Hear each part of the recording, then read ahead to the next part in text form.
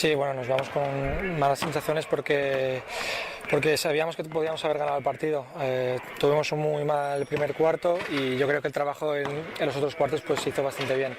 Yo creo que el equipo pues bueno sabe que no hizo un buen trabajo en el primer cuarto y yo creo que ahí fue la clave del partido.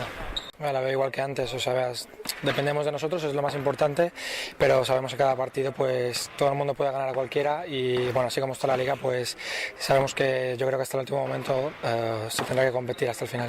Sí, son partidos difíciles, pero bueno, jugamos dos en casa y bueno, yo creo que son partidos que a lo mejor se pueden sacar. Ellos bueno juegan algunas competiciones europeas y yo creo que bueno, creo que podemos dar la sorpresa en alguno de ellos.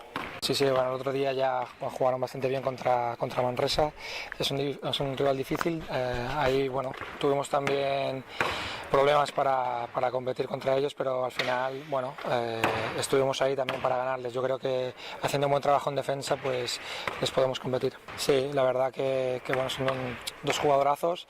Para mí, bueno, es un honor jugar contra gente así, pero bueno, cada vez me estoy consolidando más en la liga y bueno, no tengo ningún miedo a jugar contra ellos. Sí, eso es, bueno, creo que nosotros, bueno, la afición nos ayuda mucho, sobre todo a ganar los partidos y bueno, es un aliciente más para competir contra este equipo, contra un equipo de tanta categoría.